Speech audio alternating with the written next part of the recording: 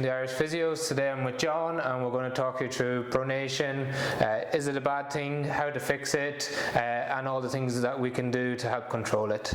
So pronation is a movement of the foot that involves three planes, but in a more simplistic approach, it's the movement of the foot from outside to inside.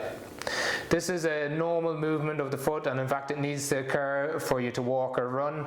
There's a lot of things in the media about controlling pronation or it influencing pain in the foot, ankle and knee, and today we're going to try and break down whether that is the case, and if you do have an injury that's related to poor pronation control, what we can do about it. So as James is mentioning, it is something that's in the media that like a lot of people get quite worked up about. But if we look at some of the elite athletes of the world, when they're doing, so say for example marathon runners or even sprinters, they're going to quite a lot of pronation if you look at it on impact, and then to come out of it without any issues, and they're quite good athletes. So it is very much related to if you are developing symptoms that could be due to that overpronation, that we would start to address it. So from a strengthening exercises perspective, we often look at starting to strengthen up some of the intrinsic muscles around the foot.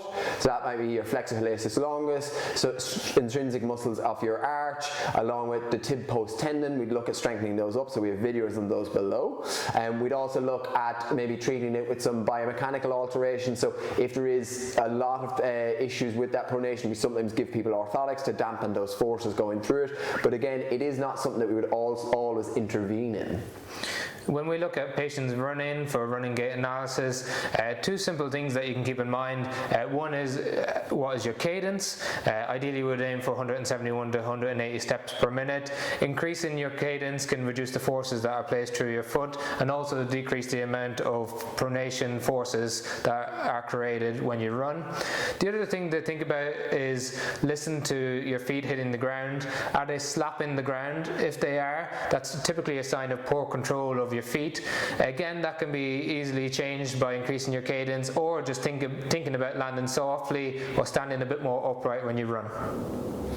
And as James had mentioned, it is one of these things that we look at up the chain. So it is important to look at strength around our hip, around the front of our thigh, and see these areas that may also be contributing to those abductory forces at the hip, which can then lead to the knee going into valgus, and then the foot being forced into that pronation. So it may not be a foot issue at all, and more further up the kinetic chain that we need to look at these strength deficits or mechanical deficits that we need to strengthen up.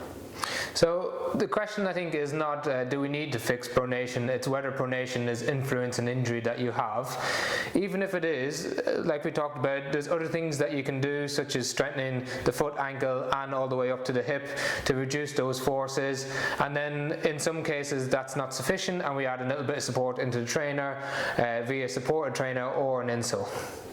So in summary, if you are someone who's been told you overpronate, or you have an issue of pronation when you get your gait analysis in a running store, or someone comments on it, it may not be an issue at all. So we need to get an accurate assessment to try and see, is it something that might be influencing some of your symptoms or your injury, and then starting to address it. But often it can be something that is just a normal variation in how you move, and that we don't need to be too obsessed about pronation.